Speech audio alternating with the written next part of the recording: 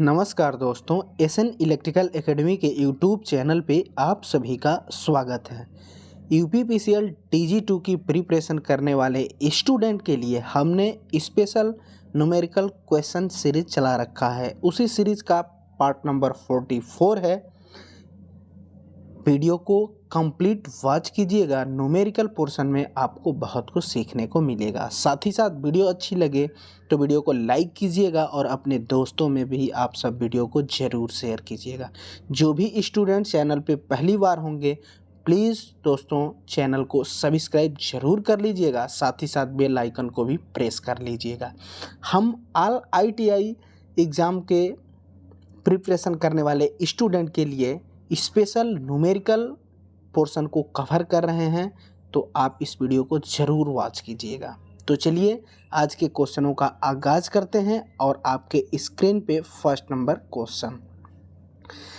Number जो question है कि 0.2 स्लिप के साथ किसी प्रेरण मोटर के लिए रोटर इनपुट शक्ति और रोटर ताम्रहानि का अनुपात क्या होगा। रोटर में इनपुट शक्ति और रोटर कॉपर लॉस का अनुपात पूछा गया है। यदि स्लिप कह रहा है कि 0.2 है तो देखिए स्लिप और कॉपर लॉस में जो रिलेशन होता है वह copper loss equal to slip into rotor input power, ये फार्मूला होता है। इसको कह सकते हैं आप रोटर कॉपर लॉस या copper loss equal to slip into rotor input power. अब क्वेश्चन में कहा है, यहाँ समझिएगा कि रोटर इनपुट शक्ति मतलब रोटर इनपुट पावर अपान में रोटर कॉपर लॉस। तो इसको हम इधर लेके आएंगे तो लिख सकते हैं रोटर इनपुट पावर अपान, इससे भाग होगा, यही कह रहा है क्वेश्चन में, अपान कॉपर लॉस। ये कॉपर लॉस रोटर का ही है, याद रखिएगा। अब हो गया कि rotor input power upon rotor copper loss equal to, अब ये स्लिप जो है ये 1/s हो जाएगा। क्यों? क्योंकि या इसका मान ऊपर गया है ना, तो ये जाएगा तो ये भाग में चला जाएगा 1/s यानी स्लिप। अब देखिए 1/ स्लिप का ही मान यहाँ दिया गया है 0.2, तो यहाँ पे क्या कर देंगे 0.2 रख देंगे स्लिप का मान। अब ये स्लिप का मान 0.2 हुआ तो इस पॉइंट को हटाएंगे तो एक अंक के बाद दशमलव ऊपर में लग जाएगा। एक अंक के बाद दशमलव है तो ऊपर में एक 0 बढ़ जाएगा, अर्थात ऊपर 10 हो गया, नीचे 2। अब इससे कैंसिल आउट करेंगे, 2 5 10 यानी 5 होगा। ऑप्शन नंबर ए बिल्कुल करेक्ट आंसर हो जाएगा। उम्मीद करेंगे ये क्वेश्चन आप सबको अच्छे से समझ में आया होगा। अगला क्वेश्चन सेकंड नंबर जो क्वेश्चन है कि एक 250 वोल्ट के लैंप में 100 ल्यूमेन प्रति वाट और 0.6 एम्पियर की धारा लेता है। ल्यूमेन में इसका कुल फ्लक्स क्या होगा। इफिशियंसी जो है वो दिया गया है 20 ल्यूमेन प्रति वाट, वोल्टेज जो है वो 250 वोल्ट है और इसमें जो करंट है वह 0.6 एम्पियर है। तो कुल फ्लक्स पूछा गया है। इसके लिए जो फार्मूला होता है इफिशियंसी इक्वल टू होता है आउटपुट अपान इनपुट होता है। अब आउटपुट में क्या होता है, तो आउटपुट में ल्यूमेन फ्लक्स अपान इनपुट शक्ति। तो इनपुट शक्ति यानी इनपुट पावर, तो इनपुट पावर में क्या लिख सकते हैं, P इक्वल टू VI होगा। पावर तो यही होगा ना VI, यानी VI यहाँ पे नीचे लिख देंगे। क्लियर। अब देखिए इफिशियंसी जो है इसमें दिया गया है 20 ल्यूमेन प्रति वाट, तो 20 ल्यूमेन प्रति वाट लिख देंगे इक्वल टू ल्यूमेन फ्लक्स निकालना है तो ल्यूमेन फ्लक्स ऐसे ही हम लिख देंगे अपान इनपुट शक्ति। तो इनपुट पावर में क्या होगा, P बराबर VI, तो VI होगा। अब VI यानी वोल्टेज, तो वोल्टेज देखिए यहाँ दिया है 250 50 इंटू आई करंट दिया है यहाँ 0.6।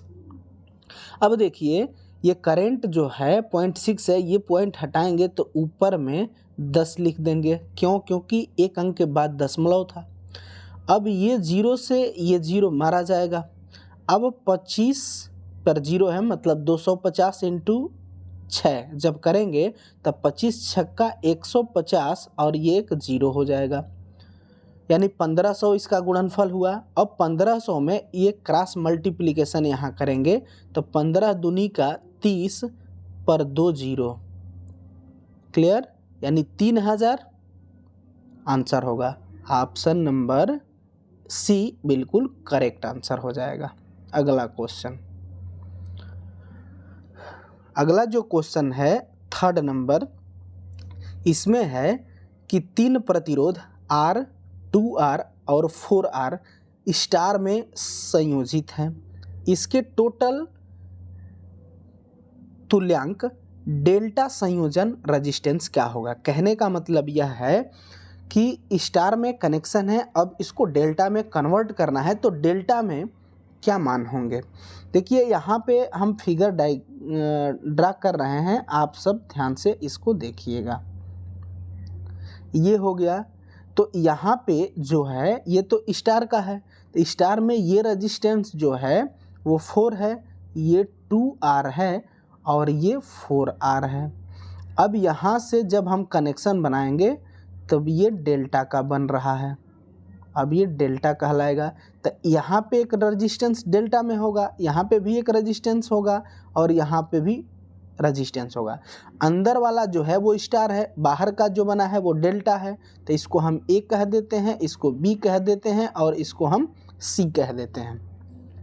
तो जब स्टार टू डेल्टा, मतलब अंदर से बाहर आ रहे हैं, स्टार टू डेल्टा, तो जब स्टार टू डेल्टा बनाएंगे डेल्टा, तो फार्मूला क्या बनेगा उसके लिए देखिए, स्टार में है डेल्टा में अब जा रहे हैं, तो यहाँ पे हमको डेल्टा में पहले ए का मान निकालना होगा। तो ए इक्वल टू जब हम मान निकालेंगे तो ए से कौन कौन सी ब्रांच स्टार वाली लगी है, तो ये और ये, तो यहाँ पे क्या हो जाएगा R प्लस 2R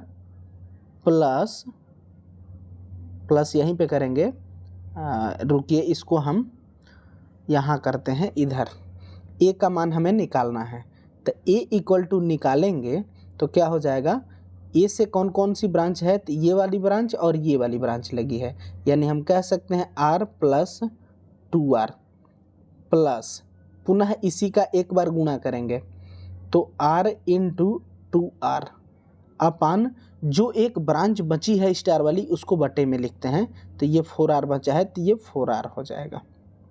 अब देखिए 4R हो गया तो 2 दूनी का 4 हो जाएगा और ये R से एक R मारा जाएगा, यानी यहाँ पे हो गया R अपान 2, तो जब 2 से भाग देंगे तो ये 0.5R हो जाएगा।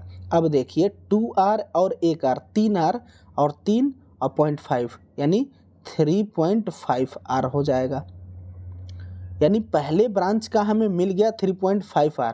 अब ऑप्शन देखिए बी ऑप्शन बन रहा है 3.5R, यहीं पर भी आप आंसर पकड़ सकते हैं, लेकिन इसका हम आगे दोनों और ब्रांचेस का निकाल रहे हैं, इसको मिटाते हैं। अब देखिए अब यहाँ से जब हम आगे हल करेंगे तो अब बी ब्रांच का निकालेंगे। अब बी ब्रांच का जब हम निकालेंगे तो यहाँ से b इक्वल टू, अब इसका देखिए b का, तो b के साथ कौन कौन लगा है रेजिस्टेंस, तो 2R लगा है और 4R लगा है, तो 2R प्लस 4R प्लस पुनः इन्हीं दोनों का एक बार गुणा 2R इंटू 4R अपान जो तीसरी ब्रांच बची है, तो ये R वाली बची है तो अपान R कर देंगे, R से ये R मारा जाएगा। अब देखिए यहाँ पे 2R और ये 4R 6R और यहाँ पे 4 है और 2 है, तो 4 दूनी का 8 अच्छा 14R, तो ये 14R हो जाएगा। देखिए यहाँ पे ये ब्रांच 14R की है, अभी भी ऑप्शन बी चल रहा है। अब देखिए आप हम सी ब्रांच का निकालते हैं, तो सी ब्रांच का जब हम निकालेंगे तो यहाँ से बनेगा सी का आप निकालेंगे इसका, तो इसमें देखिए कौन कौन से स्टार वाले जुड़े हैं, तो ये आर का जुड़ा है या फिर 4R वाला जुड़ा है, तो हम R plus 4R plus R into 4R अपान ये तीसरी ब्रांच 2R नीचे चला जाएगा, 2R हो जाएगा, एक R से ये R मारा जाएगा और दो दूनी का 4 2 हो जाएगा। अब देखिए 4R और 1R 5R और यहाँ पे 2R 7R, तो यहाँ 7 हो गया, यानी ऑप्शन नंबर बी बिल्कुल करेक्ट आंसर हो जाएगा। उम्मीद करेंगे ये आपको क्वेश्चन अच्छे से समझ में आया होगा। अगला क्वेश्चन, अगला जो क्वेश्चन है 4 नंबर जो क्वेश्चन है इसमें है कि एक 200 वोल्ट शंट जनित्र 20 एम्पियर की लाइन धारा वितरित करता है। यदि आर्मेचर प्रतिरोध 1 ओम और क्षेत्र प्रतिरोध 100 ओम हो तो दक्षता क्या होगी, इसकी इफिशियंसी पूछा गया है। जनरेटर शंट जनरेटर है तो इफिशियंसी जब हम निकालते हैं तो दक्षता इक्वल टू होता है voltage, terminal voltage into line धारा अपान टर्मिनल वोल्टेज इंटू लाइन धारा प्लस लॉसेस। अब लॉसेस में इसमें दो लॉसेस आएंगे, एक तो आएगा शंट फील्ड और एक आर्मेचर। तो शंट फील्ड का जब हम फार्मूला लिखेंगे तो यहाँ पे शंट फील्ड वाइंडिंग की करंट का स्क्वायर इंटू शंट फील्ड का रजिस्टेंस प्लस आर्मेचर में देखेंगे तो आर्मेचर करंट का स्क्वायर इंटू आर्मेचर का रजिस्टेंस। अब इसी में हम मान रखेंगे तो हमारी इफिशियंसी निकल के आ जाएगी। अब यहाँ पे हमें आवश्यकता होगी शंट फील्ड करंट का। शंट फील्ड करंट हम निकालेंगे। Shunt field current shunt generator motor में आप देखेंगे कि इसका कनेक्शन जो होता है पैरेलल में होता है, तो यहाँ पे वोल्टेज जो टर्मिनल पे होता है वही वोल्टेज मिलता है। तब यहाँ पे सेम वोल्टेज रहेगा, तो यहाँ से हम अगर शंट फील्ड की करंट निकालेंगे तो टर्मिनल वोल्टेज 200 अपान शंट फील्ड का रजिस्टेंस 100 ओम, देखिए यहाँ दिया है 100 ओम, भाग देंगे तो शंट फील्ड करंट जो आएगी वो 2 एम्पियर आ जाएगी। उसी तरीके से हम आर्मेचर करंट भी निकाल लेंगे।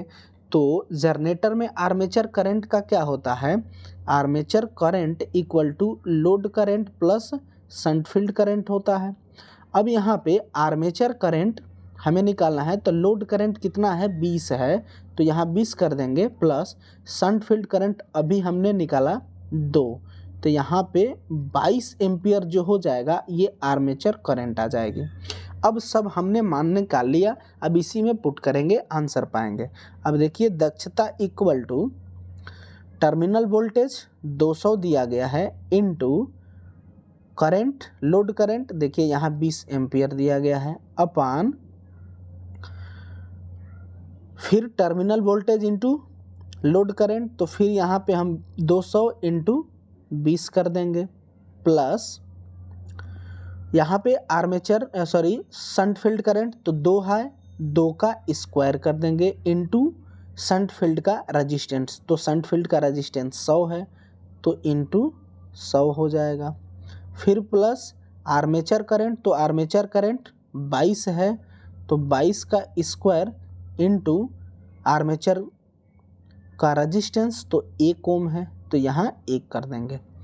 अब आगे में लिखेंगे तो दक्षता इक्वल टू क्या लिख सकते हैं, ऊपर में कितना हो जाएगा 200 इंटू 20 4000 हो जाएगा अपान नीचे में देखिए ये 200 इंटू 20 ये भी 4000 हो जाएगा प्लस 2 का स्क्वायर 4 और इंटू 100 ये 400 हो जाएगा प्लस अब 22 है ना आर्मेचर करंट, तो 22 का स्क्वायर क्या हो जाएगा 484 आई इंटू 1, तो फिर ये 484 रह जाएगा। अब आपको क्या करना है कि 4000 अपान इसको जोड़ दीजिए 4000 400 और 484, तो ये जो आएगा 4884 नीचे में आ जाएगा, यानी 4000 अपान 4884 आंसर होगा। ऑप्शन नंबर सी बिल्कुल करेक्ट आंसर हो जाएगा। अगला क्वेश्चन, अगला जो क्वेश्चन है 5 नंबर जो क्वेश्चन है कि दो कुंडलियां जिनका प्रेरकत्व एल है और अन्योन्य प्रेरकत्व यानी म्यूचुअल इंडक्शन एम है, श्रेणी क्रम में जुड़ी है, तो समतुल्य प्रेरकत्व क्या होगा। इसके लिए 4 फार्मूले बनते हैं, 2 सीरीज में बनता है और 2 पैरेलल में बनता है। सीरीज में 2 कौन कौन से बनते हैं, तो एक अपोजिंग नेचर का और एक सहयोगी एक होगा और एक विपरीत स्वभाव का हो जाएगा, अपोजिंग नेचर का हो जाएगा। तो इसमें हम सीरीज का पूछा है और उसी तरीके से पैरेलल में जब आप करेंगे तो वहाँ पे भी 2 बन जाएगा, एक विरोधी स्वभाव का और एक सहयोगी स्वभाव का। यहाँ पे सीरीज का बात किया है तो सीरीज में टोटल इंडक्टेंस अगर निकालते हैं तो क्या बनता है, L1 plus L2 plus 2M।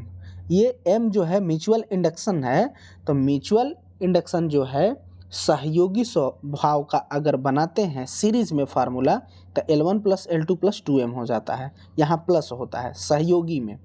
अगर यही विरोधी स्वभाव का अगर रखते हैं तो विरोधी में क्या हो जाएगा, total inductance equal to L1 plus L2 minus 2M हो जाएगा। यहाँ कुछ क्वेश्चन में नहीं दिया है कि अपोजिंग नेचर का है कि हेल्पिंग नेचर का है, तो हम माने के चलेंगे कि हेल्पिंग नेचर का ही है। अब देखिए यहाँ पे दोनों कॉइल का इंडक्टेंस जो कह रहा है वो L ही है, मतलब कहने का है कि L1 equal to L2 equal to L है। अब इसी में पहले वाले फार्मूले में रखेंगे तो total inductance equal to L1 का भी मान L है और L2 का भी मान L है प्लस 2M कर देंगे। आगे हल करेंगे तो L2L हो जाएगा प्लस ये 2M हो जाएगा। अब 2 कॉमन कर लेंगे तो 2 कॉमन करेंगे तो L प्लस M हो जाएगा, यानी ऑप्शन नंबर ए देखिए 2 कोष्ट में L प्लस M बिल्कुल करेक्ट आंसर हो जाएगा, ऑप्शन नंबर ए। अगला क्वेश्चन,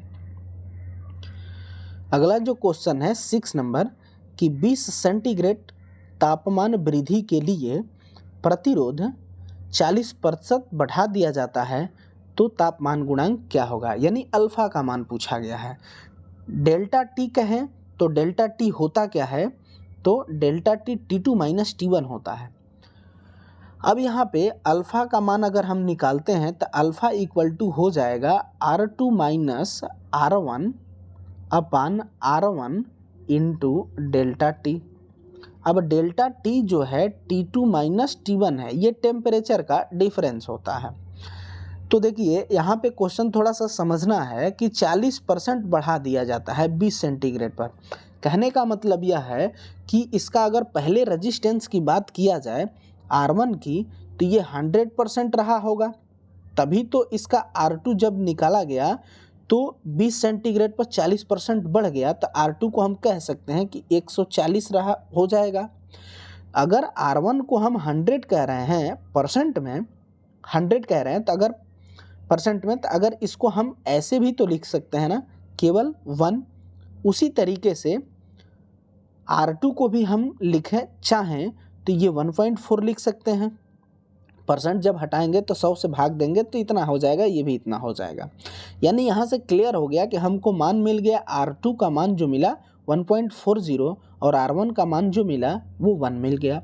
अब डेल्टा टी जो है टेम्परेचर यहाँ पे जो है 20 सेंटीग्रेड है, तो मान लीजिए कि पहला जो टेम्परेचर होगा वो 0 होगा, तो 20 माइनस 0 इक्वल टू 0, यानी डेल्टा टी का मान जो हमें मिलेगा वह 20 सेंटीग्रेड मिल जाएगा। अब इसी में मान पुट कर देंगे।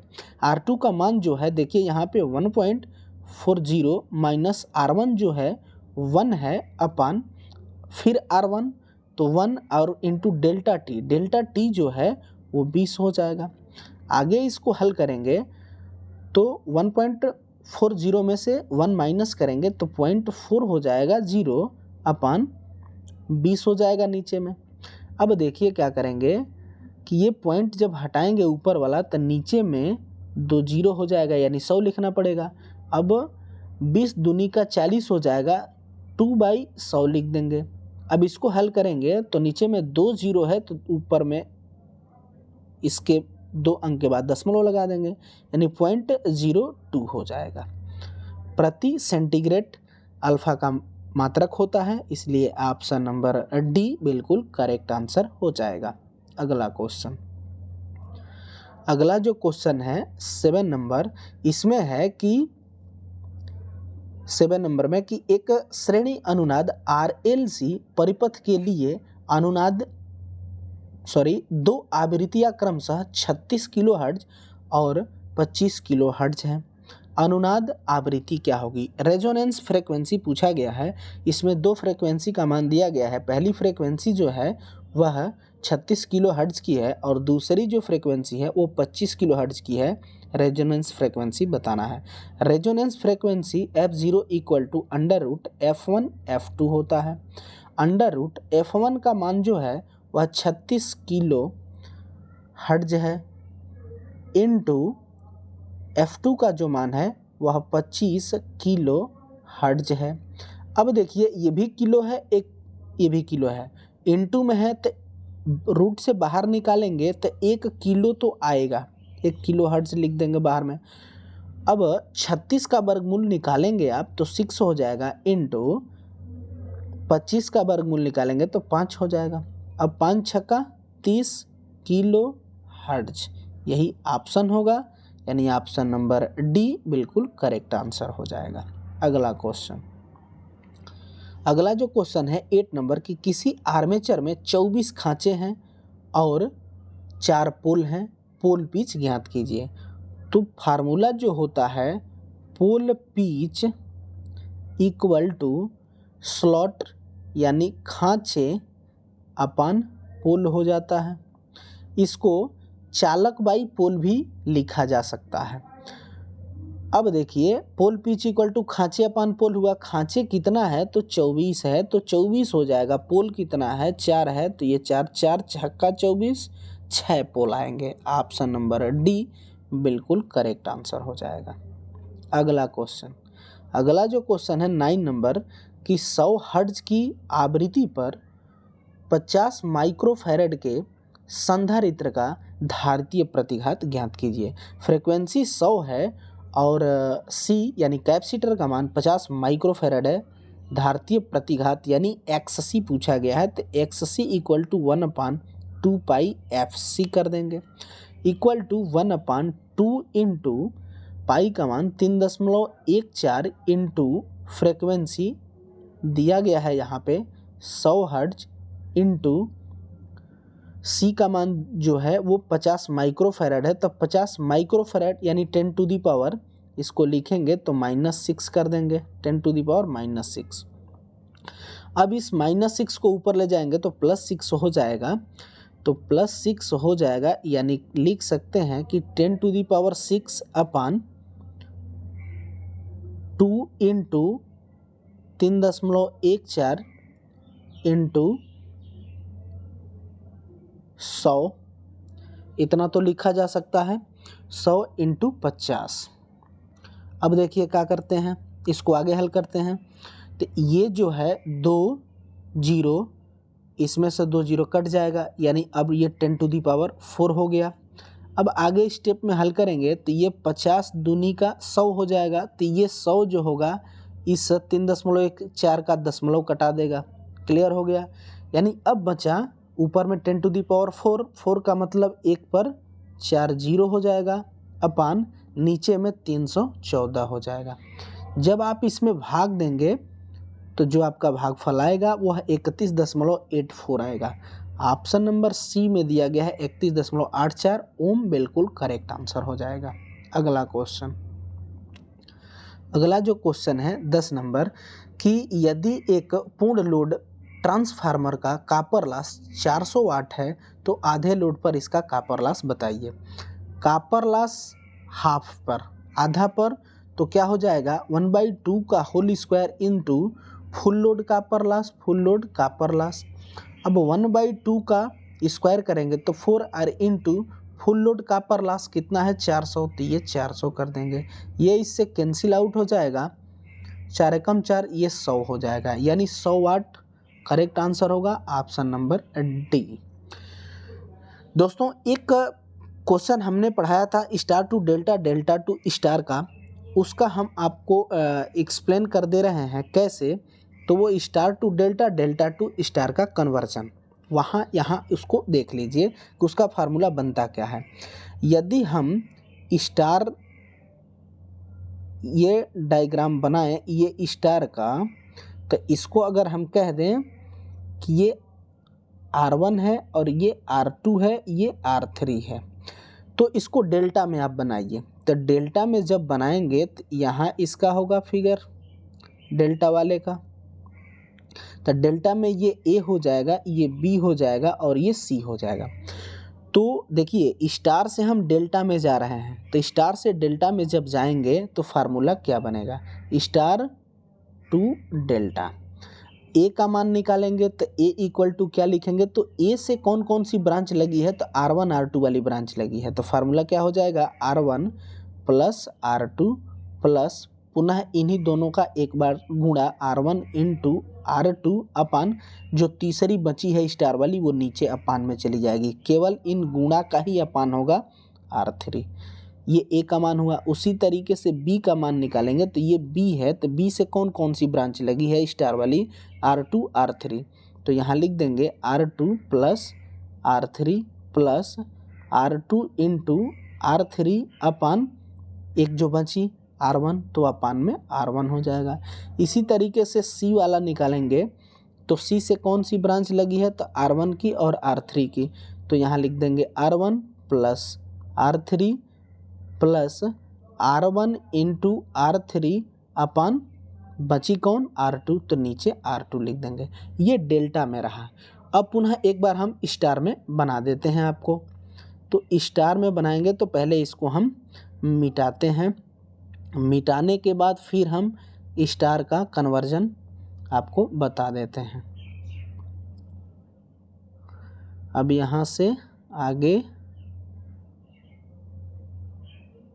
अब देखिए ये स्टार में हम बना रहे हैं, स्टार है तो स्टार में हमको ए कर देंगे, बी कर देंगे और सी कर देंगे, और यहाँ डेल्टा हम बना दे रहे हैं, ये डेल्टा हो जाएगा। तो डेल्टा में ये R1 कह दे रहे हैं, ये R2 कह दे रहे हैं और ये R3 कह दे रहे हैं। अब हम क्या जा रहे हैं, तो डेल्टा टू स्टार में जा रहे हैं। तब फार्मूला क्या होगा, ए का मान हम निकालेंगे स्टार ब्रांच का, ए का, तो ए से कौन कौन लगा है, तो देखिए ये ब्रांच लगी है और ये ब्रांच लगी है, यानी R1 R3 लगे हैं, तो लिखेंगे R1 इंटू R3 अपान तीनों ब्रांच का नीचे योगफल कर देंगे, R1 plus R2 plus R3, ये ए का मान हो गया। उसी तरह से बी का मान निकालेंगे तो बी जो है यहाँ है, तो बी से कौन कौन सी ब्रांच लगी है, तो देखिए R1 लगी है और ये R2 लगी है, तो फार्मूला बन जाएगा R1 इंटू R2 अपान R1 plus R2 plus R3 बन जाएगा। इसी तरीके से C का निकालेंगे तो C वाली ब्रांच ये है, तो C से कौन कौन लगा है, R2 लगा है, R3 लगा है, तो R2 इंटू R3 अपान तीनों रजिस्टेंस का योगफल R1 plus R2 plus R3 हो जाएगा। ये रहे दोस्त स्टार और डेल्टा कन्वर्जन के फार्मूले। उम्मीद करेंगे कि ये सभी आपको अच्छे से क्वेश्चन समझ में आए होंगे। यदि वीडियो अच्छी लगे तो वीडियो को लाइक कीजिएगा और अपने दोस्तों में प्लीज़ आप सब वीडियो को ज़रूर शेयर कीजिएगा। जो भी स्टूडेंट चैनल पे पहली बार होंगे प्लीज़ चैनल को सब्सक्राइब जरूर कर लेंगे, साथ ही साथ बेल आइकन को भी प्रेस कर लेंगे। हम इसी तरीके की न्यूमेरिकल वीडियो आपके बीच लाते रहेंगे, तो आप सब प्लीज़ वीडियो को ज़रूर लाइक कीजिए और अपने दोस्तों में भी ज़रूर इस वीडियो को शेयर कीजिए। तो चलिए इस वीडियो में बस इतना ही, तब तक के लिए bye bye, take care, thanks for watching this video.